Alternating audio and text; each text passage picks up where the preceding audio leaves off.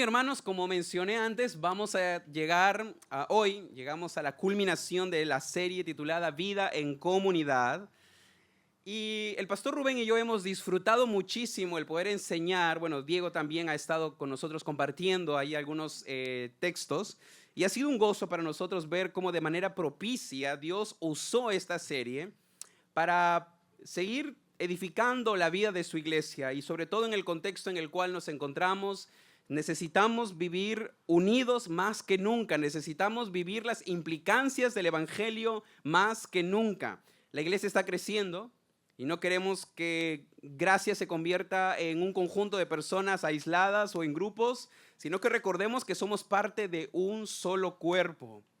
Todos estamos participando de una carrera, pero no es la carrera de 100 metros plano de quién llega primero a la meta, sino es como una maratón donde ninguno es enemigo, ninguno es del equipo contrario, todos somos parte de un equipo y debemos de caminar juntos. Y aun cuando alguien se canse, quizás dos van a tener que cargarlo y decir, hermano, vamos, hay una meta hacia donde estamos corriendo. Hermanos, no pensemos de manera individual, no seamos individualistas. El cristianismo deja a un lado cualquier pensamiento personal y nos anima a vivir en unidad. Ahora, hermanos, quiero hacerles una pregunta muy personal a cada uno de ustedes. Si ustedes tuvieran la oportunidad de volver el tiempo 10 años atrás, ¿qué cambiaría? Si tuvieras tú esta habilidad, este poder, ¿no? Como algunos ahí, por ejemplo, en el cine, en la ciencia ficción, donde un personaje que puede retroceder el tiempo al mover solamente su mano así, bueno, no estoy hablando exactamente de eso, pero si tuvieras tú la capacidad de regresar 10 años atrás de tu vida, ¿qué cambiarías? Quizás para algunos serían decisiones diferentes. Para otros serían palabras que salieron de sus labios, palabras hirientes y que, me gustaría cambiar eso. Para otros quizás haber cultivado una mejor relación con algún hermano, una hermana. Alguna oportunidad que dejaron pasar, quizás ahora poder aprovecharla, ¿verdad? Para otros incluso pecados que desearían no haber cometido y quisieran volver atrás para simplemente resarcir eso y no haber caído en ello y no experimentar todo el dolor que implica el pecado propiamente. ¿Verdad? Haríamos muchas otras cosas, sin duda, hermanos. Pero la realidad es que no podemos controlar el tiempo, no podemos retroceder el tiempo. El pasado está fuera de nuestro control. Ninguno de nosotros tiene la capacidad de volver atrás o rehacer los años que ya han pasado. Sin embargo, aunque no podemos cambiar el pasado, sí podemos decidir cómo vivir el presente. Sí podemos decidir cómo vivir el presente. Hermanos, cada día Dios nos concede una nueva oportunidad para vivir de manera diferente, con prioridades diferentes y con una perspectiva eterna. No vivas en el pasado diciendo, ¿por qué hice eso? Ya, el pasado es pasado. Y Dios en su infinita misericordia te perdona. Dios perdona. De tal manera que no tienes que cargar con la culpa, estimado hermano.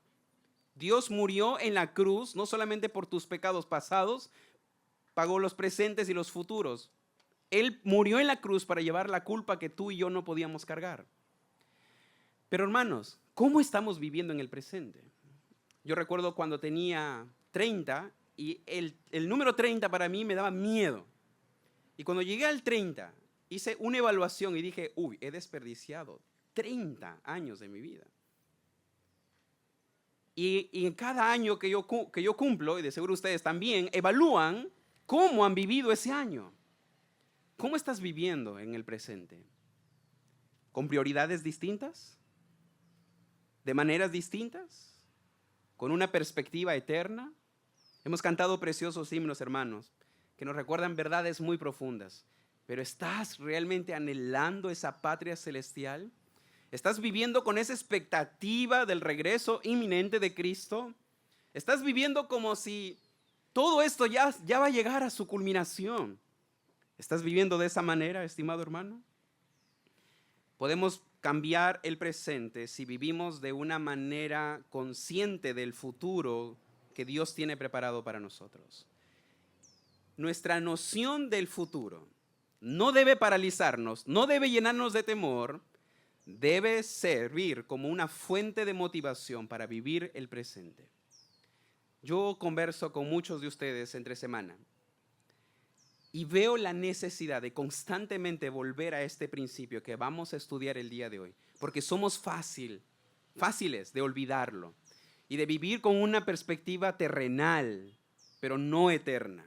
Hermano, y por eso necesitamos la comunidad cristiana para que constantemente nos estemos recordando, hey, no vivas para el presente.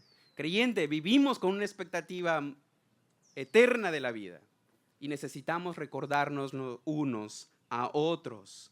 Hermanos, Pedro nos va a dar una tremenda exhortación en el versículo 1. Puesto que todas estas cosas, dice, han de ser desechas. Y un maestro de teología decía que la palabra todo, en griego es todo. Bien fácil, ¿verdad? Todo. Todas las cosas serán desechas. Y aquí Pedro, a modo de pregunta, dice, ¿cómo no debéis vosotros andar en santa y piadosa manera de vivir?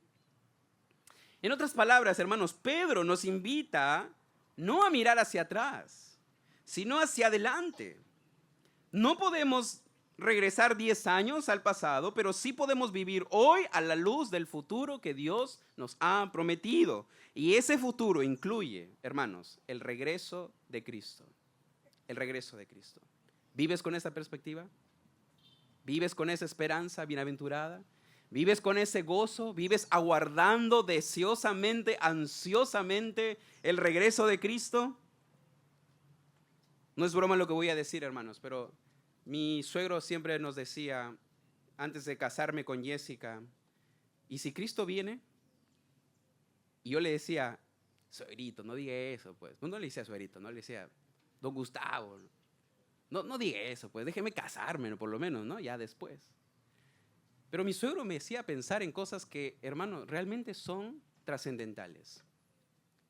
Una boda no es trascendente si lo que tú tienes en mente es el regreso de Cristo. Alguien podría pensar, no, déjame tener hijos, Señor, y ven cuando tú quieras, ¿no? Señor, déjame hacer esto o aquello o culminar con este proyecto. Señor, son 10 años de trabajo, yo quiero ver frutos. Ven después, ¿no? Pero hermanos, cuando mi suegro me hacía pensar en estas cosas, él me decía, ¿realmente, Daniel, amas más a Jessica que a Cristo mismo?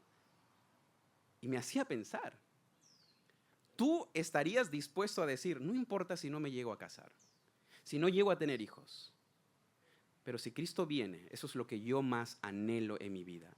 ¿Eso puedes decir, estimado creyente? O dices, no, Señor, déjame casarme, experimentar eso que quiero y ya luego ven cuando quieras, ¿no? Cuando en realidad, hermanos, lo más grande, más preciado en nuestras vidas debe ser anhelar el regreso de Cristo. Por lo tanto, hermanos, la verdadera pregunta no es ¿qué cambiaría si pudiera volver al pasado? La pregunta que Pedro nos hace es mucho más urgente.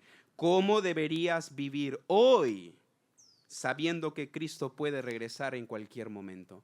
¿Cómo vivirías hoy sabiendo que Cristo puede venir en cualquier momento?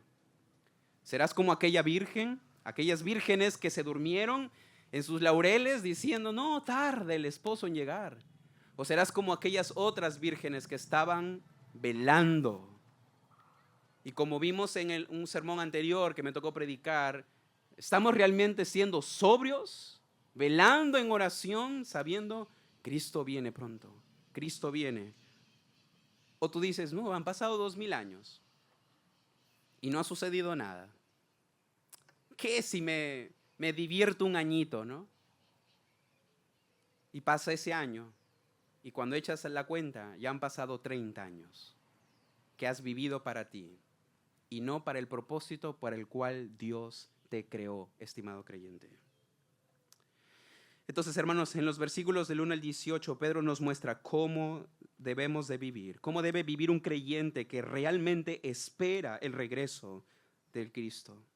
Y la manera en la que Pedro nos va a decir las cosas lo va a hacer a modo de contraste. Vamos a ver muchos contrastes el día de hoy. Los puntos que vamos a ver tienen mucho contraste. El primero es que necesitamos vivir con una perspectiva eternal y no con una perspectiva terrenal. Entonces veamos una perspectiva terrenal frente a una perspectiva divina o eterna. Versículo 10 al 11. Ahora, el texto es del 11 hacia adelante, pero yo quiero que veamos el versículo 10 porque Pedro va a usar una palabra en dos tiempos muy distintos, aunque Reina Valera no nos ayuda con la traducción allí, pero es muy interesante. Mira lo que dice el versículo 10 y luego el 11.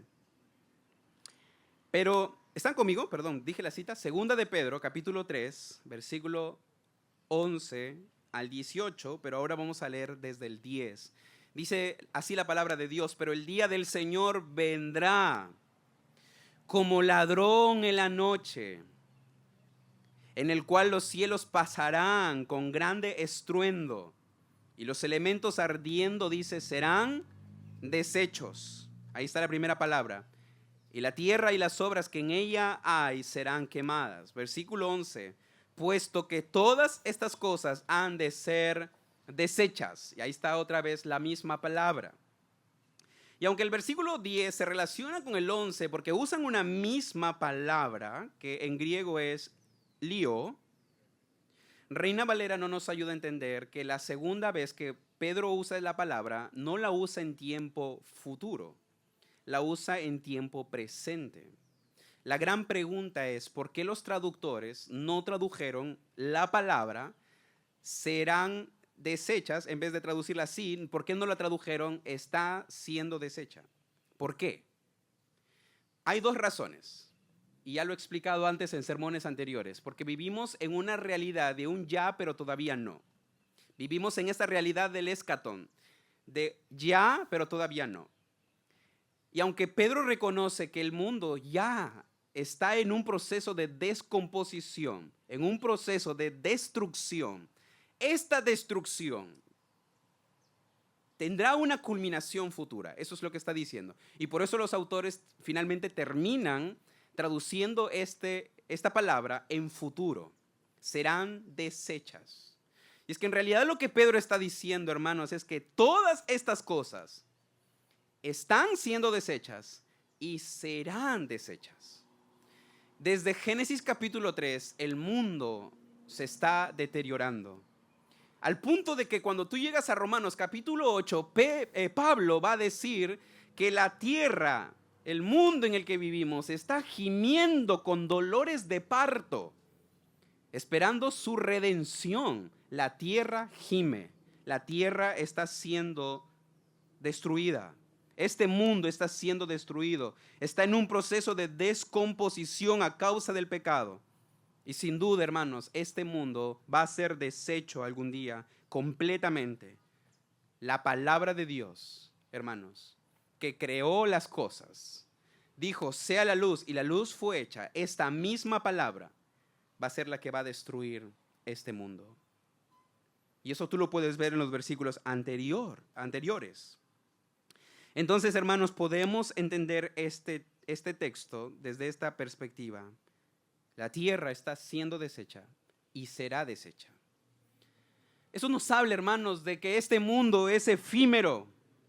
No hay esperanza en este mundo.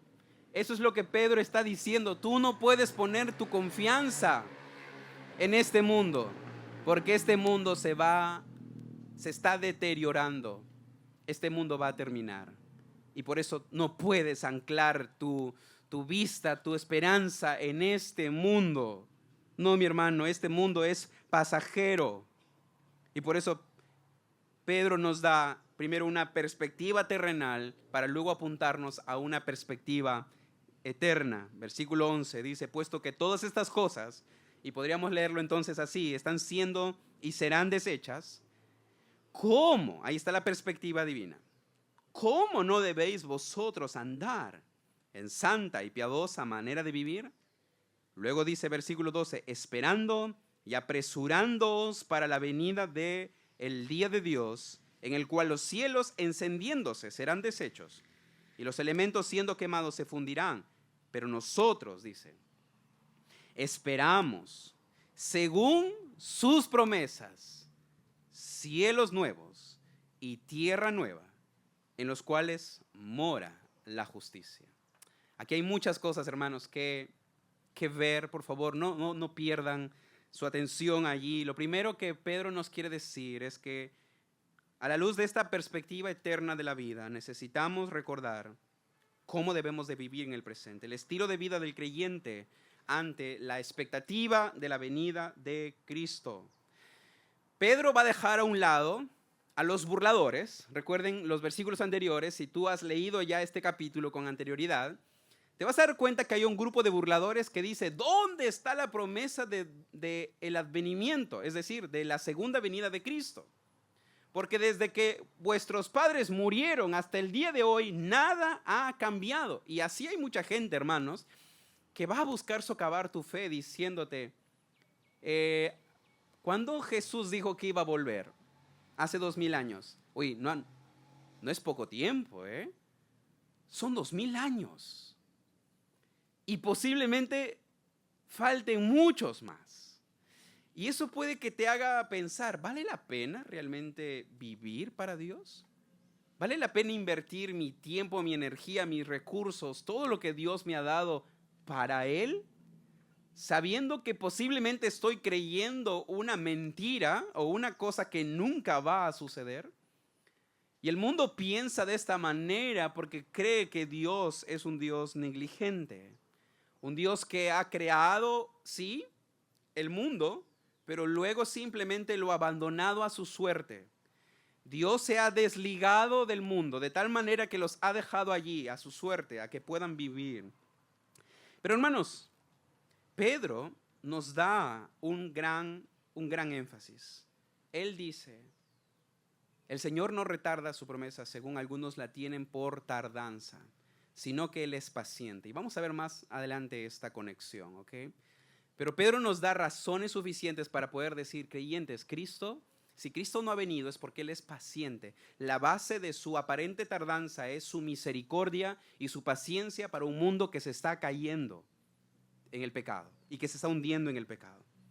Pero Él dice, ustedes, a la luz de esta perspectiva, ¿cómo no debéis, dice, andar? ¿Cómo no debéis andar? Vosotros andar. Y la palabra o el verbo deben indica que hay un peso, una obligación divina sobre nuestros hombros, específicamente ante los lectores originales y también nosotros. ¿Cómo no debemos? A raíz de que sabemos esta verdad, ustedes deberían vivir de esta manera, está diciendo Pedro. Debemos de vivir con una perspectiva eterna. Debemos ser santos en todo lo que hacemos. Y ya Pedro nos ha dicho antes, sed santos porque yo soy santo. Nuestra vida debe caracterizarse por una renuncia constantemente del pecado, con miras a que yo ya soy parte de este reino. Ya soy parte de este reino donde el rey es santo y yo debo de vivir en santidad. Pero luego dice, en piadosa manera de vivir. ¿Qué significa piedad? ¿Qué concepto tenemos de la piedad? ¿Qué es la piedad? Hay muchas partes en la Biblia donde se habla de la piedad. Permítame describir la piedad de esta manera. La piedad, hermanos, es una vida que refleja, la piedad es una vida que refleja una reverencia sincera hacia Dios. Es una vida que está orientada hacia Dios y que se expresa en una conducta que busca agradarlo en todo. Justamente porque es una vida que está girando alrededor de quién es Dios y de los preceptos de Dios, es que yo busco poder agradar a Dios en todo. No se trata solo de sentimientos religiosos o de prácticas externas, sino de una vida orientada hacia Dios, donde la relación con Él transforma la manera de pensar, la manera de hablar, la manera de vivir. Y hermanos, Dios nos ha dado recursos para poder vivir en este siglo de manera santa y piadosa. Y es el mismo Pedro, hermanos, que nos dice en el capítulo 1, versículo 3, que todas las cosas que pertenecen a la vida y a la piedad nos han sido dadas por su divino poder. Yo te pregunto, ¿tú sabes lo que Dios te ha dado para que puedas vivir en este siglo santa y piadosamente? ¿Qué te ha dado Dios? ¿Qué te ha dado Dios? Bueno, si tú has leído la carta de Pedro, Pedro nos dice que Dios nos ha dado una fe igualmente preciosa que de los apóstoles. Una fe igualmente preciosa. No, es que ellos eran los apóstoles. No, Dios te ha dado una misma fe. ¿Qué más? Nos ha dado preciosas y grandísimas promesas. Y una de ellas es la segunda venida de Cristo. Pero hay muchas otras. Hay muchas otras. Nos ha dado de su propio espíritu, haciéndonos partícipes de la naturaleza divina, por medio de la cual podemos huir de la corrupción que hay en este mundo. Dios te ha dado su espíritu. También nos ha dado su palabra, la cual es idéntica. La cual Pablo ha descrito como la palabra profética más segura, a la cual hacemos bien en estar atentos como una antorcha. Hermanos, tenemos la palabra profética más segura. Vivimos en tiempos difíciles donde ya se han levantado hombres trayendo falsas doctrinas, diciendo Dios me ha revelado algo. Y la Escritura dice, tenemos la palabra profética más segura, a la cual hacemos bien en estar atentos. Pero me temo, hermanos, que muchas veces nosotros buscamos a Dios a nuestra manera y dejamos a un lado todos los recursos que Dios nos ha dado. A mí me da mucha pena cuando veo a cristianos que están buscando algo, pero no están buscando a Dios. Y cuando ya el corazón del hombre está ansioso por buscar algo, eso es lo que finalmente va a encontrar. Cuando tú buscas prédicas en YouTube, ¿qué buscas? ¿Qué tipo de prédicas buscas? ¿Prédicas que estén centradas en la palabra de Dios o prédicas que puedan ajustarse a un pensamiento preconcebido que se está formando en tu corazón? Algo que tú crees que debería ser y entonces vas y buscas eso. Porque lo que busque tu corazón, hermano, al final lo va a encontrar. Y tu corazón se va a desviar. Porque no partes de la palabra profética más segura. Dios te ha dado este libro, hermano, para que tu corazón se profundice allí. Y Dios nos ha dado muchas otras cosas, hermanos. Nos ha dado la oración como un medio de gracia. El último sermón que tuve aquí veíamos cómo Pedro mismo nos decía, sed sobrios y velad en oración. ¿Por qué nos dijo esto? Porque Pedro tenía en mente que el fin de todas las cosas se acerca. Tú no puedes vivir en estos tiempos peligrosos y difíciles sin la ayuda de Dios. Y la oración, hermanos, es un medio que te puede mostrar la fragilidad de tu propio corazón para que lo puedas buscar a Él y decir, Señor, yo te necesito, yo te necesito. Así que, hermanos, Pedro nos está animando a pensar en que no hay manera de que nosotros podamos vivir en santa y piadosa manera de vivir fuera de los recursos que Dios nos ha dado por medio de Jesucristo. Pero, hermanos, la exhortación continúa. Versículo 12, esperando y apresurándoos la venida del día de Dios, en el cual los cielos encendiéndose serán deshechos y los elementos siendo quemados se fundirán. Y quiero resaltar esta palabra que Pedro resalta y es esperando. La actitud de expectación que la palabra esperar nos apunta aparece a menudo en las Escrituras como la actitud que corresponde al pueblo de Dios. El pueblo de Dios debe esperar a su maestro, debe esperar a su esposo, debe esperar. Vayan conmigo un ratito a Habacuc, capítulo 2, versículo 3 y 4. Búsquelo conmigo, yo lo puedo leer, pero quiero moverlos un poquito.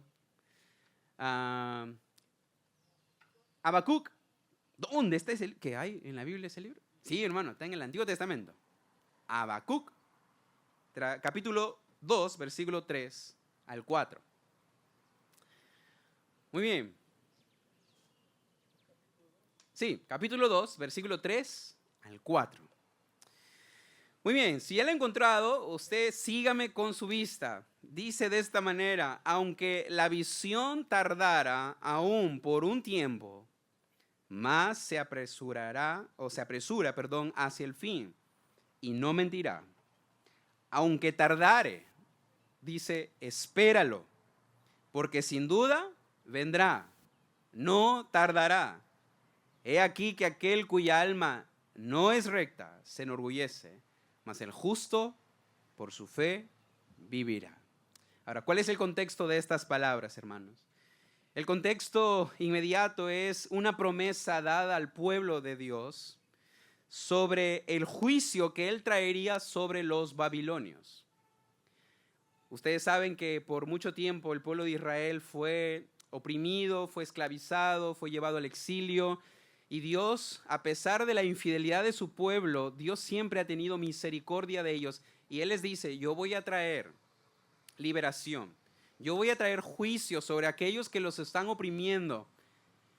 Y por eso dice el texto: aunque tardare, espéralo, porque sin duda vendrá, no tardará.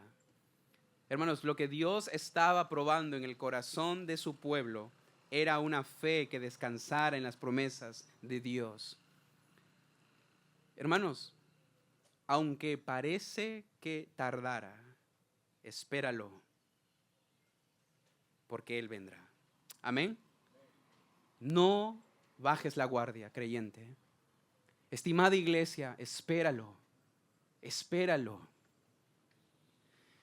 Y es que, hermanos, vivimos en un mundo donde esa palabra esperar ya no agrada, ¿verdad? ¿Esperar? ¿Para qué? El tiempo es oro, dicen, ¿no? ¿Para qué? Vivimos en un mundo de la inmediatez, donde todo lo queremos así. Muchas personas ya están haciendo sus tareas, sus trabajos, sus proyectos con la IA. ¿Por qué? Porque quieren resultados así. ¿Esperar a llevar el curso, prepararme, entenderlo? No, si lo puedo hacer muy rápido, ¿verdad? Vivimos en un mundo que nos está moviendo hacia lo inmediato, de tal manera que esperar el regreso de Cristo también puede ser dificultoso. Pero Pedro dice: espera, debemos esperarlo. Dios desea que su pueblo se mantenga a la espera, expectante del cumplimiento de sus promesas. Hermano, ¿tú te acuerdas cuando estabas de novio? Bueno, aquellos que se han casado, obviamente. O aquellos que están de novios ahora. Se han puesto una fecha, ¿verdad? Diciembre 2026, ya. Marzo, mucho, lejos, dice, ¿no? Pero ¿cómo lo esperas? Ansioso, ¿verdad? Estás viendo tu calendario, marcas una X. Si estás enamorado, corazoncito, ¿no? Pero cada día estás llevando la cuenta: ya falta poco, ya falta poco, ya falta poco. Yo recuerdo, en mi último año de universidad, Jessica volvió a Argentina, yo me quedé en México. Por un año no la vi. Y ese año, hermanos, era como que yo veía el mapa: México aquí, Argentina aquí, bien lejos, decía. Pero la espera, hermanos, hacía que cada día en mi corazón guardara esa esperanza de verla, porque yo decía: la próxima vez que la vea es para casarme. Para casarme. Y hermanos, traigo a colación este ejemplo Porque curiosamente Dios nos ha dicho que la relación entre Cristo y la iglesia es una relación de matrimonio. Estamos esperando al novio, solo que nosotros somos la novia.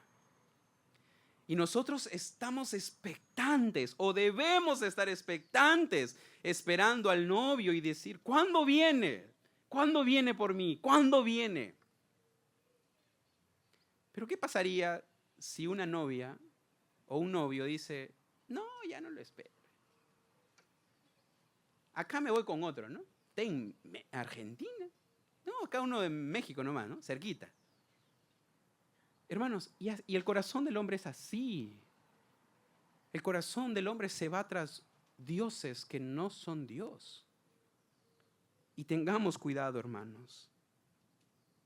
Volviendo a nuestro texto, Pedro usa este verbo esperar 3 veces en el versículo del 12 al 14, haciendo de esa palabra el tema central de estos versículos. Los cristianos, hermanos, necesitan la motivación que proviene de la mirada al futuro. No de una perspectiva, desde una perspectiva divina y no terrenal. Necesitamos recordar que Dios tiene un plan que avanza según su voluntad y que culminará en bendición para su pueblo. Constantemente tengo que predicarme esto, hermanos. Constantemente. El plan avanza conforme a su voluntad. Por más que oigas de guerras y de rumores de guerras, tu corazón debe estar confiado, porque tú sabes que el plan marcha conforme a su voluntad. Hermanos, el mundo va a ir de mal en peor. Las cosas no van a mejorar, se van a poner peor. Pero Dios no está fuera de control. Dios es soberano. Amén. Tú tienes que descansar en esa verdad. Estimado hermano que está sufriendo quizás por alguna enfermedad, hay esperanza. Y no es simplemente ser positivo, viéndole el lado mejor a las cosas. No. Para eso está la psicología, el humanismo. Nosotros vivimos con una perspectiva eterna de la vida. Porque aunque este cuerpo se desgasta, no obstante, dice, el hombre interior se renueva de día en día, porque vive con una esperanza eterna. Y lo menos que puedes esperar al vivir en un mundo caído es que este cuerpo sufra los estragos del pecado. Pero tú tienes una esperanza. Vive con esa esperanza, creyente. Vive con esa esperanza. Pero hermanos, no solamente Dios dice que esperemos. El texto dice que debemos de esperar ansiosamente. ¿Dónde está eso? No lo veo. Mi Reina Valera no dice. Bueno, dice esperando y apresurándoos para la venida del día de Dios. El verbo que Pedro utiliza para apresurándoos también puede transmitir la idea de esforzarse, procurar con diligencia o esperar con anhelo. Pedro ya ha usado esta misma palabra en otras ocasiones, por ejemplo, cuando dice poniendo toda diligencia, por esto mismo añadida vuestra fe. ¿Recuerdan? Ahí está la palabra. Diligencia, diligentemente. Y si entendemos el verbo en ese mismo sentido, entonces la idea no es que el creyente puede acelerar cronológicamente el día de Dios, sino que debe vivir con un deseo intenso y expectante de su llegada. Eso es lo que está diciendo el texto. Ahora, yo respeto a aquellos que creen diferente. Hay algunos que opinan que aquí Pedro está diciendo que el hecho de que el creyente vive expectante, eso acelerará la venida de Cristo. Pero yo considero que la mejor interpretación para este texto es la misma palabra, lo que implica. Procurar con diligencia, esperar con anhelo. De tal manera, hermanos, que el creyente no solo debe esperar pasivamente el regreso de Cristo, sino vivir con una expectativa activa. Yo no espero pasivamente, yo vivo activamente, sabiendo que Cristo viene. ¿Se entiende? Entonces, hermanos, debemos de vivir con esta expectativa. Acabamos de cantar el himno, Mi salvación es el Señor, y me gozaba en esa parte que ustedes cantaban y decía, con Él miré a mi dulce hogar. ¿Eso tuvo efecto en tu corazón mientras lo cantabas, hermano? Estabas diciendo, sí, Señor, yo quiero ir, con Él iré a mi dulce hogar. Mi salvación es el Señor. Ya, con esa expectativa tenemos que vivir. Con Él miré a mi dulce hogar. Solo soy extranjero y peregrino en este mundo. Estoy de pasada, pero entre tanto vivo en este mundo. Luz soy del mundo. Y así es como debemos de vivir. Con una expectativa no pasiva, sino activa. Ahora bien, Pedro continúa con su argumento de que los cristianos deberían vivir vidas santas, no solo porque este mundo no va a durar, sino porque va a ser sustituido por un nuevo mundo. ¿Quieres más? Ahí te da más, Pedro. Versículo 13. Pero nosotros, léalo conmigo, por favor, 2, 3. Pero nosotros esperamos, según sus promesas, cielos nuevos y tierra nueva, en los cuales mora la justicia. ¡Wow! Entonces, Pedro no solamente te ha dicho, no pongas tu esperanza en este mundo que está siendo destruido y va a ser destruido, sino también dice que nosotros esperamos, según sus promesas, cielos nuevos y tierra nueva, donde mora la justicia. La palabra nuevo significa novedoso en calidad, diferente o distinto de todo lo conocido anteriormente. Lo que está diciendo, hermanos, es que los cielos nuevos y las tierras nuevas serán más que simplemente nuevos en tiempo o cronología, también serán nuevos en carácter. Por eso la Escritura dice, donde mora la justicia. La justicia de Dios se evidenciará de manera plena en este cielo nuevo y tierra nueva. ¿Quieres una perspectiva un poquito más detallada de cómo será este cielo nuevo y esta tierra nueva? Ve conmigo, por favor, Apocalipsis, capítulo 21, del 1 al 4, y luego nos vamos a mover rápido del 22 al 27. Apocalipsis, capítulo 21, del 1 al 4. Muy bien. Sé que lo buscan rápido, así que voy a darle lectura. Y por favor, trata de usar tu imaginación para tratar de visualizar este cuadro que Juan nos da aquí en este libro. Juan dice, vi un cielo nuevo y una tierra nueva, porque el primer cielo y la primera tierra pasaron, y el mar ya no existía más. Para los judíos el mar era un símbolo de caos, corrupción. Y dice Juan, el mar no estaba más. Y yo, Juan, vi la santa ciudad, la nueva Jerusalén, descender del cielo de Dios, dispuesta como una esposa ataviada para su marido. Y oí una gran voz del cielo que decía, he aquí el tabernáculo de Dios con los hombres, y Él morará con ellos, y ellos serán su pueblo, y Dios mismo estará con ellos como su Dios. Enjugará Dios toda lágrima de los ojos de ellos, y ya no habrá muerte, ni habrá más llanto, ni clamor, ni dolor, porque las primeras cosas pasaron. Vamos al versículo 22 al 27. Y no vi en ella templo, porque el Señor Dios Todopoderoso es el templo de ella y el Cordero. La ciudad no tiene necesidad de sol ni de luna que brillen en ella, porque la gloria de Dios la ilumina. Y el Cordero es su lumbrera. Y las naciones que hubieran sido salvas andarán a la luz de ella, y los reyes de la tierra traerán su gloria y honor a ella. Sus puertas nunca serán cerradas de día, pues allí no habrá noche, y llevarán la gloria y la honra de las naciones a ella. No entrará en ella ninguna cosa inmunda o que hace abominación y mentira, sino solamente los que están inscritos en el libro de la vida del Cordero. ¡Wow! Qué hermoso cuadro de ese cielo nuevo y esa tierra nueva, donde mora la justicia, donde mora la justicia. Entonces, hermanos, basándonos en todo lo que hemos visto hasta este momento, Pedro refuerza su idea de todo lo que ya ha mencionado, a manera de resumen en los versículos, en el versículo 14. Léalo conmigo, por favor. Volvemos a Pedro. Dice de esta manera: por lo cual, oh amados.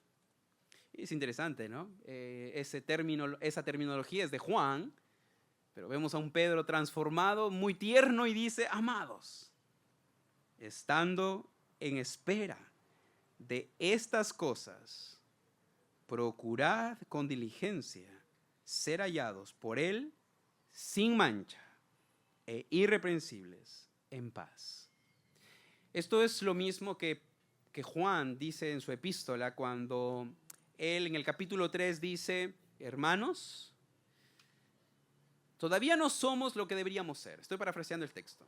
Pero llegará el día en que le veremos a Él, tal y como Él es. Y seremos semejante a Él. Dice, porque le veremos tal cual Él es. Y todos dicen: yo quiero eso, yo ya quiero eso. Pero Juan automáticamente luego dice: pero todo aquel que tiene esta esperanza en Él se purifica a sí mismo, así como Él es puro. Entonces, hermanos, la santidad no es algo que yo debo ver como algo lejano. Alguien una vez me dijo, con todo el buen sentido, con buena intención, me dijo: pastor, ya me quiero ir en la presencia del Señor, porque ya quiero anhelar la santidad. Aquí no puedo, pastor, me dice. Aquí no puedo. Yo le dije: hermano, aunque suena muy piadosa tu frase, es posible vivir en santidad aquí. Sí, es posible vivir la vida piadosa aquí. Es cierto que no la vamos a vivir de manera plena, pero es cierto de que aquí puedes disfrutar de las bondades de Dios, de su santidad. Y por eso muchos autores siempre han dicho, ¿no?, que aquel que no vive en santidad, no habrá nada que sea atractivo para él en la eternidad, porque todo será santidad. Necesitamos entonces vivir, no debemos ver la santidad como algo futuro y lejano, sino que es posible vivir en santidad y de manera piadosa en este mundo, porque Dios nos ha dado todas las cosas que pertenecen justamente a la vida y a la piedad. Pero, hermanos, si tú vas, por ejemplo, a Judas, versículo, porque solo tiene un capítulo. Versículo 24, dice de esta manera, en Judas 24: y aquel que es poderoso para guardaros sin caída y presentaros sin mancha delante de su gloria con gran alegría. El texto es bastante parecido a lo que acabamos de leer ahorita en Pedro, pero en Judas está enfatizando la obra soberana de Dios para preservar a los que son suyos. Dios es poderoso para guardarnos, dice. Todos aquellos que somos hijos de Dios somos guardados por el poder de Dios. Él nos guarda sin caída y nos va a presentar sin mancha delante de su gloria. Pero Pedro está enfatizando la responsabilidad de todo aquel que dice ser hijo de Dios. Entonces, si por un lado Judas nos muestra el poder soberano de Dios para preservar a los suyos, Pedro se enfoca en la responsabilidad que tenemos como hijos de Dios de vivir a la luz de la nueva identidad que hemos recibido en Cristo. Y es que, hermanos, la soberanía de Dios no anula la responsabilidad del hombre. Vivimos en esa tensión de la soberanía de Dios y la responsabilidad. Y, hermanos, ahí tengamos cuidado, porque muchas personas han entendido mal la gracia de Dios. Y piensan, bueno, si Dios ya me va a guardar, entonces yo no tengo que hacer nada. Al final Dios me va a guardar. Pero, hermanos, si tú vives como si no pertenecieras a Él, lo único que estás dando evidencia es que no eres de Él. Pero no abraces una esperanza que no es real. Hermanos, todo aquel que realmente está en Cristo va a anhelar la santidad. Esto es algo que distingue a un verdadero creyente. Juan lo dice en su epístola. Aquel que es nacido de Dios, dice, no practica el pecado.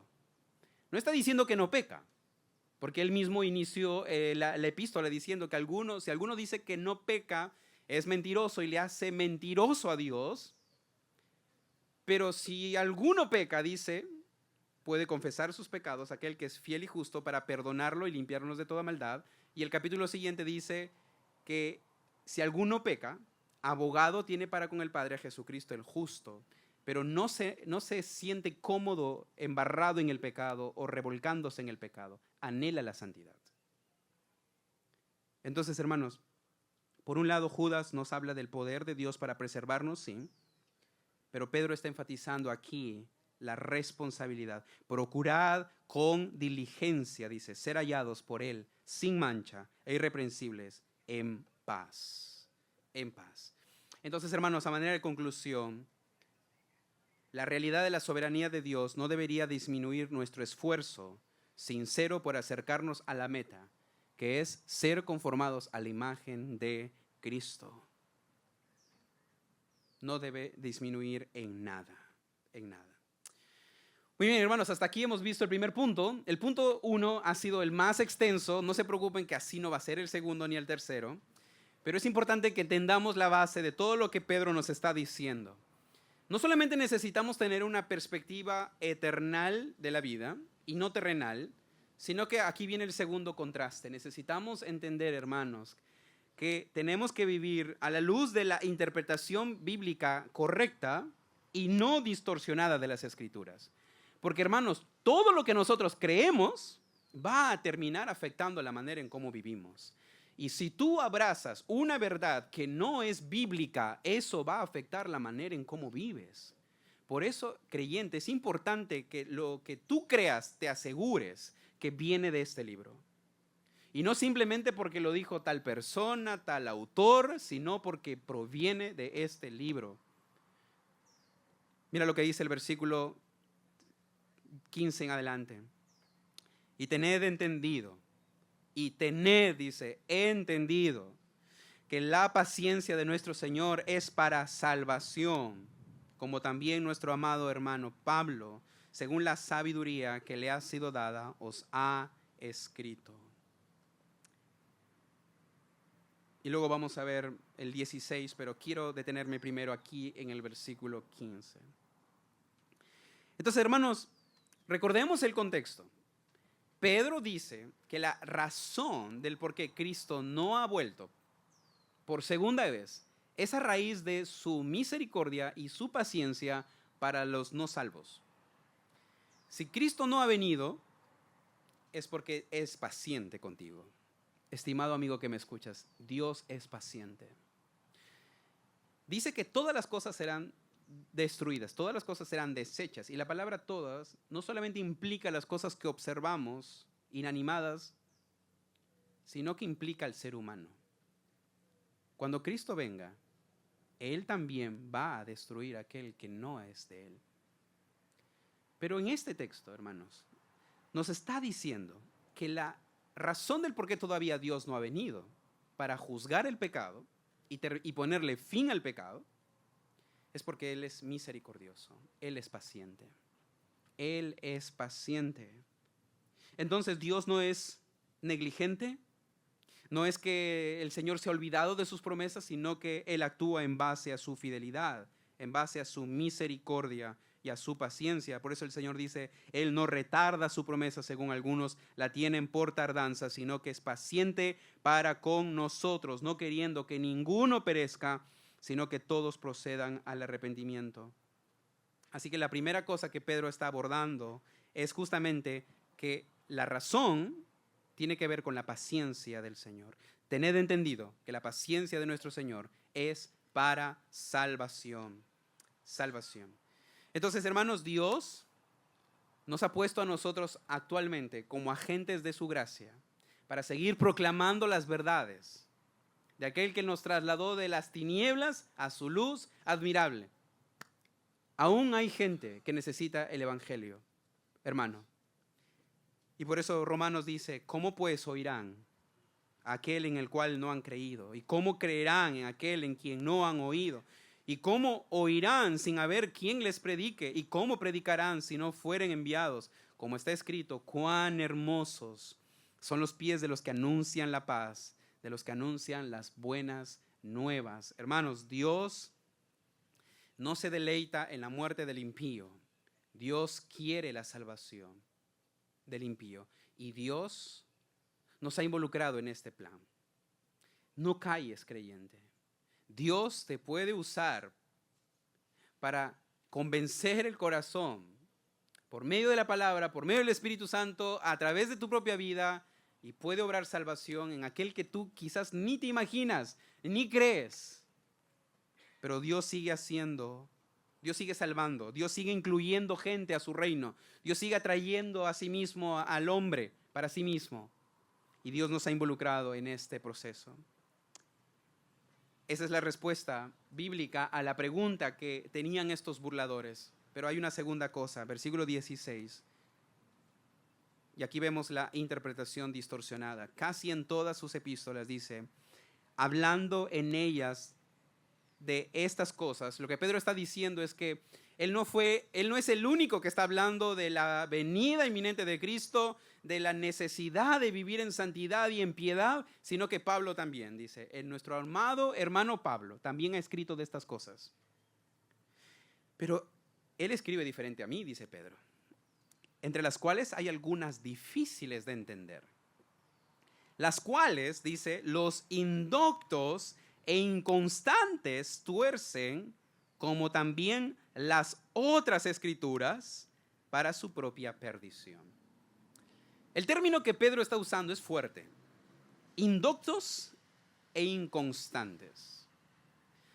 Pero lo que a mí me hace pensar, como para descartar la posibilidad de que aquí está hablando de un creyente, es el término que Pedro usa para referirse a ellos. No solamente les dice indoctos e inconstantes, sino dice para su propia perdición. Y es que la palabra griega que Pedro usa, perdición, indica la seriedad del problema. Esta palabra en el contexto del Nuevo Testamento suele referirse al juicio final o a la condenación escatológica. De tal manera que aquí no estamos frente a un creyente que tiene dudas o tiene dificultad para interpretar un texto.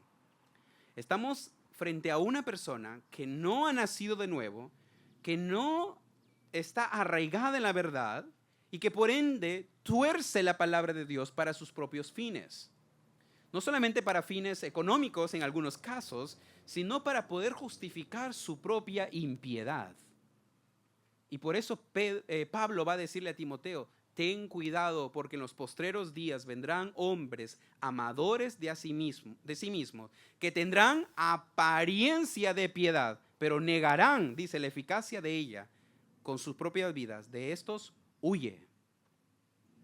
Entonces, Pedro está hablando, hermanos, de este tipo de personas que tuercen las escrituras de manera deliberada para justificar una vida de impiedad y libertinaje. Y es que, hermanos, a lo largo de la historia, Pablo ha sido mal interpretado.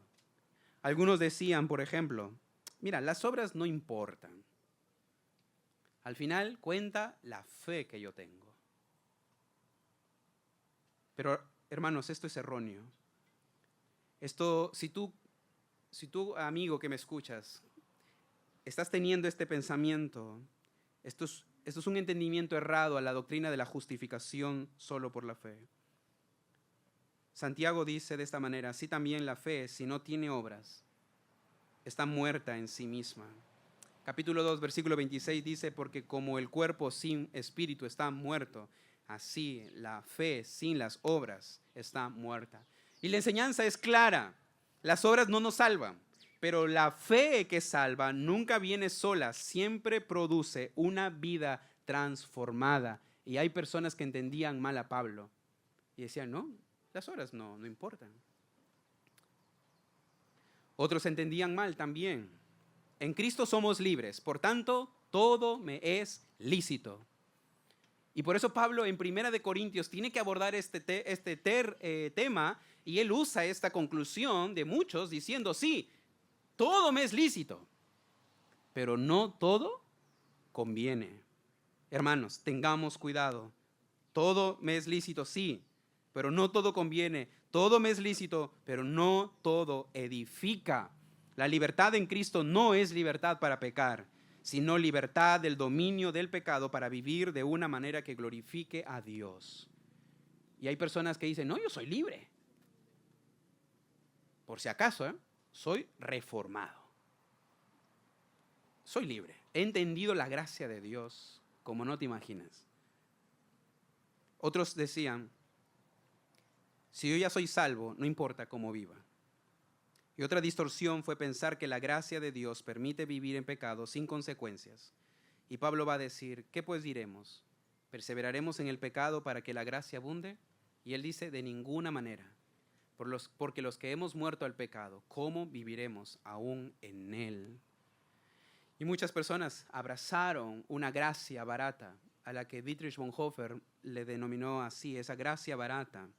Él decía, la gracia barata es la predicación del perdón que no requiere arrepentimiento, bautismo sin disciplina de la iglesia, comunión sin confesión, absolución sin confesión personal. Gracia barata es la gracia sin el discipulado, gracia sin la cruz, gracia sin Jesucristo, viviente y encarnado, decía Dietrich Bonhoeffer. Entonces, hermanos, necesitamos entender que la gracia de Dios, bien entendida, nunca nos va a dar una licencia para pecar, sino que la misma gracia que nos salva es la misma gracia que nos santifica. Y en tercer lugar, veremos, hermanos, que debido a este peligro de malinterpretar las Escrituras o de torcer las Escrituras, porque si yo creo una verdad distorsionada, eso va a terminar afectando la manera en cómo vivo. Y por eso Pedro va a terminar esta carta de manera magistral. Él va a darnos una advertencia negativa frente a una exhortación positiva. Versículos 17 al 18. Así que vosotros, oh amados, sabiéndolo de antemano, guardaos, no sea que arrastrados por el error de los inicuos, caigáis de vuestra firmeza. Ahí está la advertencia negativa. Y ahí viene la exhortación positiva. Antes bien, creced en la gracia y en el conocimiento de nuestro Señor y Salvador Jesucristo. Hermanos, cuando Pedro dice cuidaos, o sea, guardaos, guárdense, no sea que caigan de vuestra firmeza. No está diciendo cuídense de no perder su salvación. Estamos claros que Pedro no va en esa dirección. Pero hermanos, como vimos en el sermón anterior, donde el mismo apóstol Pedro nos dice, sed sobrios. Y la sobriedad implicaba que yo pudiera tener mis sentidos, mi mente enfocada en las verdades del Evangelio, de tal manera que mi vida se alinee a esos principios. Cuando yo comienzo a prestar atención a este tipo de enseñanzas distorsionadas, lo que puede producir en la vida de una persona es que caiga de la firmeza, de su confianza en el Señor y de que comience a confiar en sí mismo, en sus propias obras, en sus propias capacidades y quita nuestra mirada de Dios mismo. Entonces, hermanos, podríamos caer en el peligro de deslizarnos doctrinalmente y de perder nuestra confianza en la verdad. Mira lo que dice Pablo en Efesios, para que ya no seáis niños fluctuantes, llevados por doquiera de todo viento de doctrina, por estratagemas de hombres que para engañar emplean con astucia, las artimañas del error, sino que siguiendo la verdad en amor, crezcamos en todo aquel que es la cabeza, esto es Cristo, de quien todo el cuerpo bien concertado y unido entre sí por todas las coyunturas que se ayudan mutuamente según la actividad propia de cada miembro, y con esto partí al principio del sermón, recibe su crecimiento para ir edificándose en amor. Hermanos, Dios quiere quiere madurarnos. No quiere que sigamos siendo niños fluctuantes, arrastrados por todo viento de doctrina. Y ahí veo gente, ¿no?, siguiendo a la pastora tal. Y digo, ¿qué? ¿La pastora? El profeta. Entrada gratis, todavía dicen. Tengamos cuidado, hermanos, porque podemos ser arrastrados al error. Podemos ser arrastrados. Pero luego no solamente Pedro nos da una advertencia negativa, sino nos da una exhortación positiva. Antes bien, creced en la gracia. Creced en la gracia y en el conocimiento de nuestro Señor Jesucristo. Estimado creyente, ¿estás creciendo en la gracia y en el conocimiento de nuestro Señor Jesucristo? Hemos cantado y soberanamente el dirigente cambió el himno de Bellas Palabras de Vida por Excelsa Gracia. Y yo dije, Señor, soberanamente. El programa estaba al revés. Pero qué bueno que acabamos con Excelsa Gracia, porque es un excelente recordatorio para lo que estamos viendo en el sermón. Hemos cantado, yo no merezco salvación, mas mi Señor me dio su perdón. Y hemos hablado de esa excelsa gracia, ¿verdad? Ahora, ¿qué tanto estás creciendo en esa gracia? En conocer la gracia de Dios en tu propia vida. En entender la gracia de Dios. ¿Es la gracia de Dios para ti un maestro que te apunta a Cristo, que te muestra a Cristo, que te muestra que no estás siendo tratado como mereces, sino según la bondad y la misericordia de Dios? ¿Y esa bondad de Dios te está guiando al arrepentimiento, creyente? Porque dice Tito, capítulo 2, versículo 11 en adelante. Es un texto que muchas veces he citado aquí en el púlpito y que considero que es uno de los textos con el cual constantemente vuelvo a él y es uno de mis favoritos. Tito 2:11 dice, porque la gracia de Dios se ha manifestado para salvación a todos los hombres. Versículo 12, enseñándonos que, renunciando a la impiedad y a los deseos mundanos, vivamos en este ciclo sobria, justa y piadosamente. Hermanos, es la gracia de Dios quien nos enseña a renunciar a la impiedad y a los deseos mundanos. Pero si tu entendimiento de la gracia te lleva a pecar deliberadamente, no has entendido la gracia. Pero Pedro no solamente dice, crece en la gracia, sino también crece en el conocimiento de nuestro Señor y Salvador Jesucristo. Creyente, ¿tú te estás conformando solamente con lo que recibes los domingos? ¿O entre semana estás buscando intencionalmente crecer en tu conocimiento? Estimados hermanos, a mí me da mucha pena cuando muchos de ustedes me cuentan problemas y dificultades que están pasando en su familia, en su trabajo, en cualquier círculo en el cual ustedes se desenvuelvan. Y dicen, he descuidado mi comunión con Dios. Pero ahora ya sé qué hacer. Volver a estudiar la palabra, leer la Biblia. Y aunque parece que fuera piadoso, hermanos, estás buscando a Dios de manera incorrecta, porque solo lo estás buscando de manera circunstancial, porque estás en aprietos. Pero tan pronto salgas de ese aprieto, dejarás de buscar a Dios, porque solamente estás buscando a Dios como un medio, mas no como el fin. No busques a Dios porque tienes problemas en el trabajo. No busques a Dios porque tienes problemas de salud. No busques a Dios porque tienes problemas en tu familia. Búscalo a Dios porque tu vida depende de Él. Toda nuestra vida depende de Él, hermanos. No solamente cuando tengo problemas en el trabajo, o en la salud, o en el hogar. Búscalo porque no hay nada más precioso que Cristo mismo. Y cuando tú busques a Dios y te cimientes en el Señor, vas a estar preparado para cualquier cosa que venga, ya sea salud, trabajo, familia, lo que sea. Pero no al revés. No lo busques solo porque ahora estás en aprietos. Búscalo porque lo quieres a Él mismo. Lo quieres a Él mismo. Entonces, quiero ayudarte a evaluar qué tanto estamos creciendo en la gracia y en el conocimiento de nuestro Señor. ¿Estoy creciendo en mi habilidad de amar hacia los demás? Porque un entendimiento correcto de la gracia de Dios me lleva a extender gracia a otros. Y muchas veces eso se evidencia en amor. ¿Estás creciendo en tu habilidad de amar a los demás? ¿Cuánto gozo experimentas en tu vida diaria? ¿Cuánto gozo? ¿O estás caminando así como que, ya llévame, Señor, ¿no? Ya, la vida cristiana es difícil. ¿O hay gozo en tu corazón? Hermano, el gozo sí se puede ver. Alguien dice, no, mi gozo es interno, ¿no? Sí se puede ver. ¿Sabes por qué, hermano?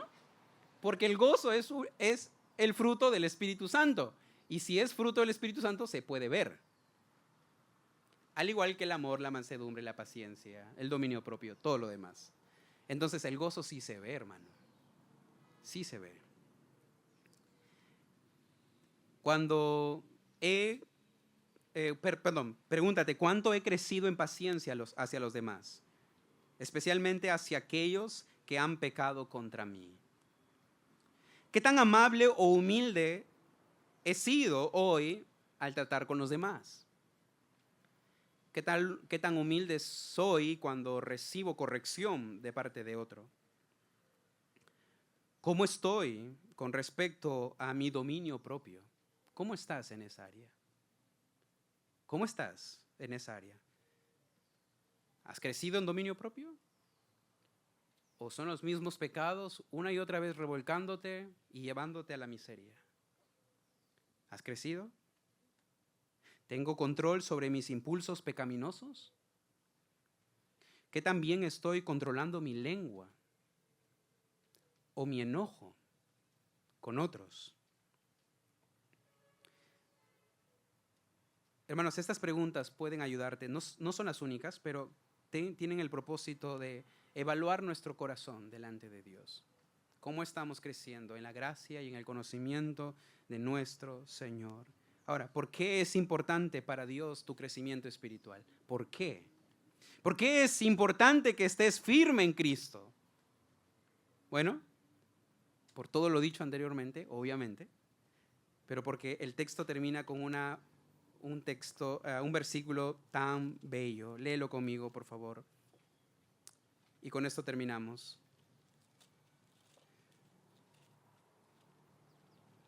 Pedro, capítulo 3. Lee conmigo el último versículo. 2, 3. Antes bien, creced en la gracia y en el conocimiento de nuestro Señor y Salvador Jesucristo. A Él sea gloria ahora y hasta el día de la eternidad. Amén. Esa es la razón principal del por qué debemos de vivir de esta manera. Porque Dios es glorificado cuando su pueblo está expectante a su venida. Porque Dios es glorificado cuando el creyente vive reflejando el carácter de Cristo ahora. Y porque cuando otros nos vean, como dice Mateo, al ver vuestras buenas obras, glorificarán a vuestro Padre que está en los cielos. Ese es el fin por el cual vivimos. Es la gloria de Dios y no la nuestra. Hermanos, que el Señor nos ayude a vivir para Él, para su gloria y su honra. Oremos.